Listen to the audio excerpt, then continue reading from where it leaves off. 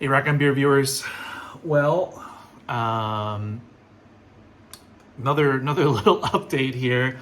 I'm just gonna do a quick update because I did a really long video last week. Which, if you watched it, thanks. I don't know. I can't believe it got that long. But anyway, I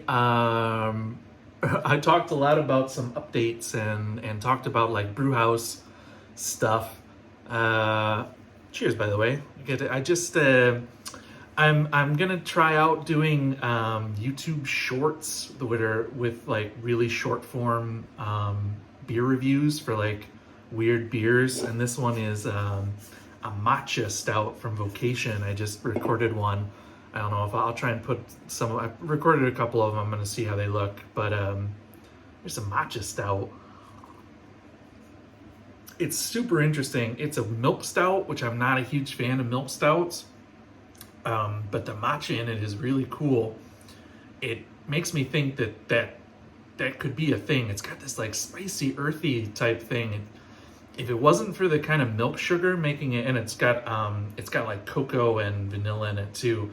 I think just a matcha stout without all the other stuff would be really good. That like spicy, earthy quality to it is giving me a lot of ideas, but I guess that's for the future. For the future when I actually get the brew house running. So update: did I brew? Because I said in the last video I'm gonna try and brew like once or twice in the coming week and weekend. No, I did not brew. So Denmark is having all of Europe really is having a huge cold snap right now. I mean, it is. I think right now outside it's about -8 degrees Celsius. Other parts of Denmark got down to -16, -20 Celsius. You can Google that in Fahrenheit. I'm never gonna go in and edit the conversion in here. But it's cold, and it's not normally this cold here. So yeah, it's been super cold. It's been almost 2 weeks below zero. We've got snow. I think I showed that in the last video, but it got colder. It stopped snowing every day, which was nice because I forgot how much I hate shoveling the sidewalk and the driveway. But it has just remained bitterly cold. And during this bitter cold snap, I've had to run heaters in the brew house because the brew house usually stays a little bit warmer than the outside, or a little bit cooler than the outside, depending on obviously the time of year, right? Cooler in the summer, warmer in the winter, because I mean, even though it's not very insulated in here, there's still walls. And yeah, so I never really had much of a problem with freezing in here. I actually usually had much more of a problem with damp in here than anything else in the winter. Well, this big cold snap has changed that. So for the first time, the brew house, I've got thermometers in different parts, and I get warnings when it drops below zero, because I've got stuff out here that shouldn't be in freezing all the time, and just of course the fridges and the Keyser, they don't run very often in the winter because it usually hovers between like 2 and 4 degrees in here. So basically the temperature that I have the fridge and the kegerator on, or the Keyser, sorry, at. So they don't really run that often. But then obviously if it goes below zero in here, they also don't run, and they have no way of heating themselves. So the stuff inside starts to freeze. And that the fridges in here, they're full of beer. The Keyser is full of beer that I don't want to be freezing.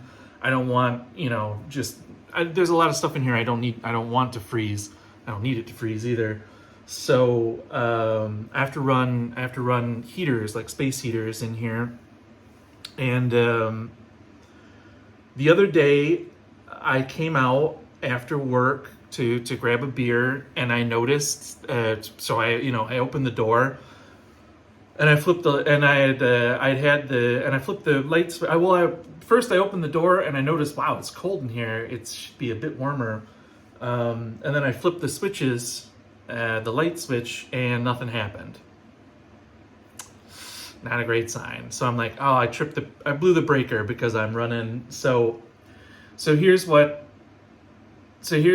brew house. I'm gonna move you. Okay, so you're sitting on top of the bar, right? Over there is the actual brew area, and that is on a circuit. There's two circuits, or well, this is what I thought. I proved myself wrong. I thought that there were two power lines coming in here. One that's a heavy duty, that's what my brew system is hooked up to, and what I thought this up here was hooked into. I thought they were on the same circuit. So it's a heavy machinery, 30 amp line, heavy gauge line coming in here. And I thought that there was the outlet down here where my brew system is hooked in, and then there's another outlet up here, and I thought they were on the same. I was proved wrong on that. And then the rest of the brew house, from, let's say, right here at the door, and then over to where we are here, that goes over to the end of the bar, is on another line, right? And so I found out the brew system still fires up. So technically, I guess I could have brewed, except that there's no lights out here, and it gets dark at like 2:30 in the afternoon. It gets like pitch black dark, so I would have had to have moved. I have exactly one outlet that works besides the brewing outlet, and that is what I have one space heater now. I had two space heaters, so I have one space heater hooked into the one working outlet, and that is keeping the brew house at about 2.5 degrees right now Celsius. I'm lit by some external lighting here, which again, yeah, I've got some external lighting, but it's all battery powered and blah blah blah. Anyway. And I can't run my extractor fan because, well, I would have to reconfigure a whole bunch of stuff. Anyway, it would have been a pain in the ass. So basically what I found out is that the outlet over there, that the extractor fan and what I had one of the space heaters on, is in fact tied into the other normal, and not into the heavy duty line that comes in for the brew system. But so I thought, okay, well, that's the breaker, right? So I'm in messing around with the and it's like nothing is tripped on the breaker.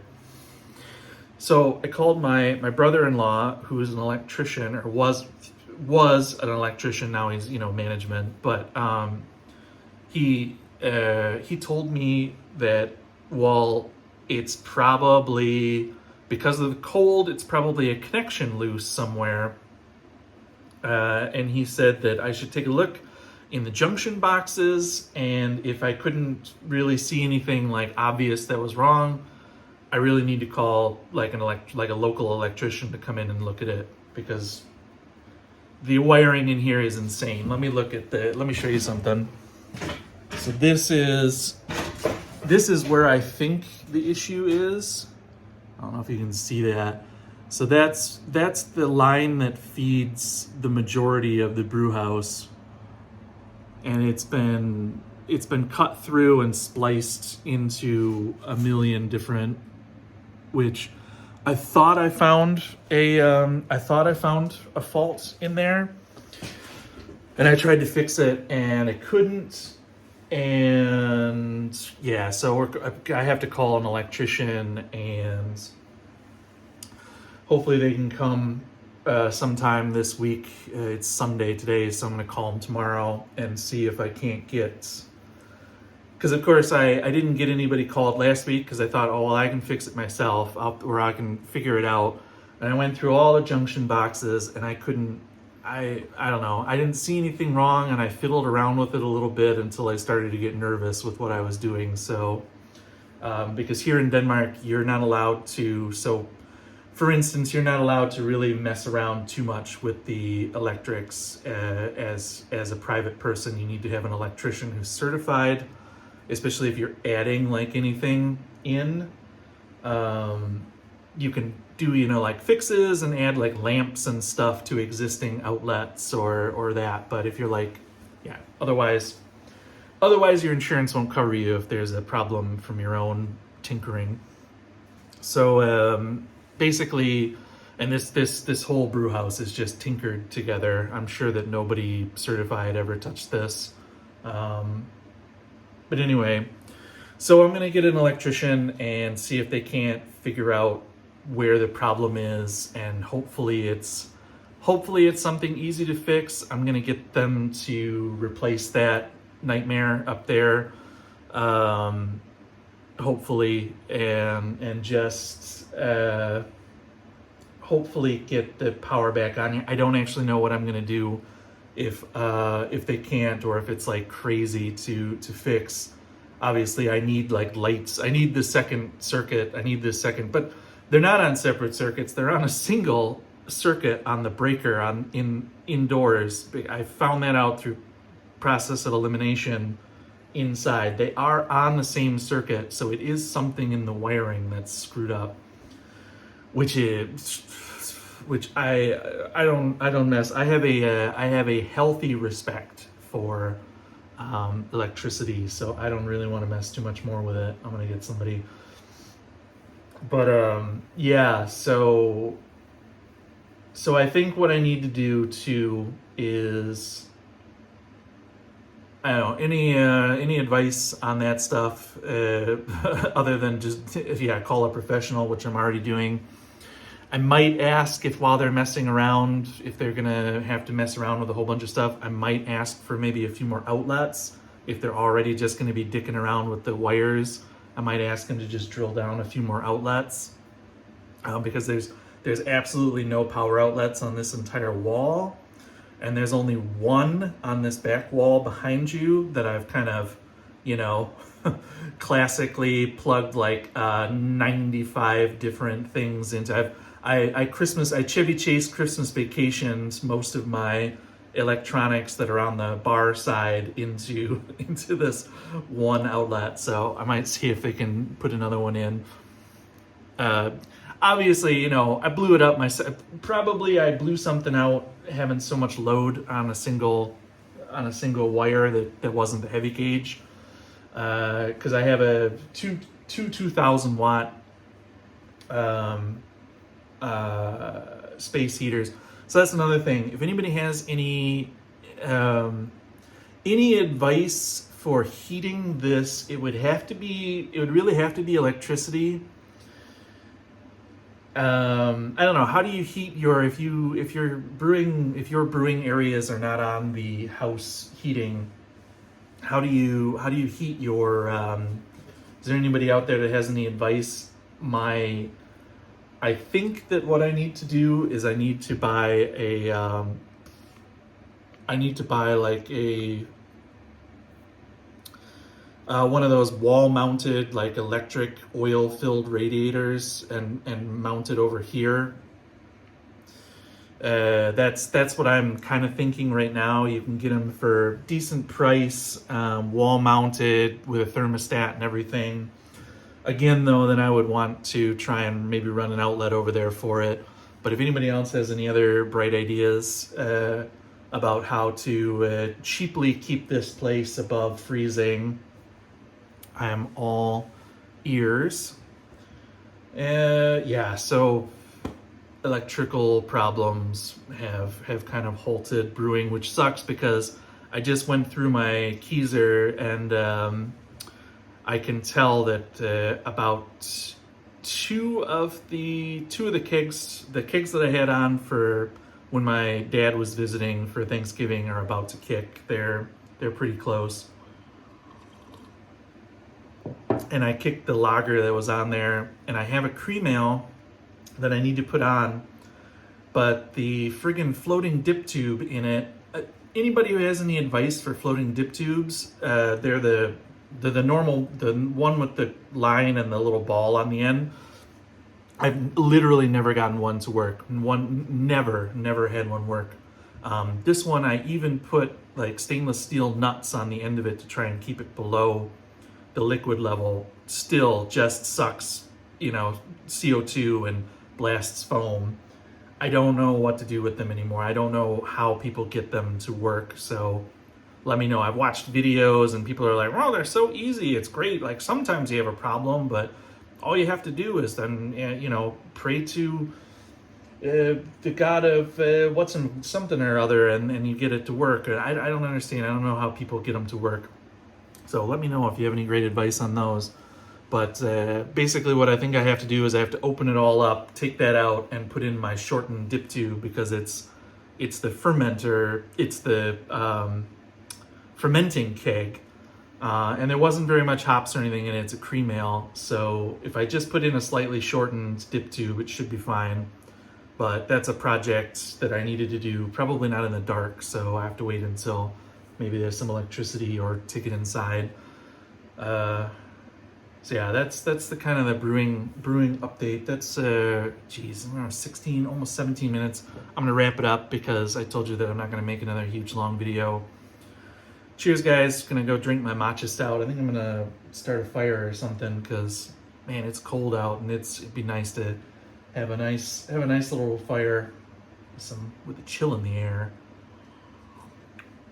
It makes me nostalgic for Michigan. I enjoy having the chill in the air. It's just all the work that comes with going back to real winter is I don't appreciate the work that comes with the real winter. I appreciate the aesthetics of it, just not the work. Oh. Cheers, guys. Let me know if you got any suggestions for not electrocuting myself, and also keeping it warm in here. I'm gonna take off. Have a good one. Stay safe in the snow if you're in a winter time, which I think most of the people who watch this are. And cheers.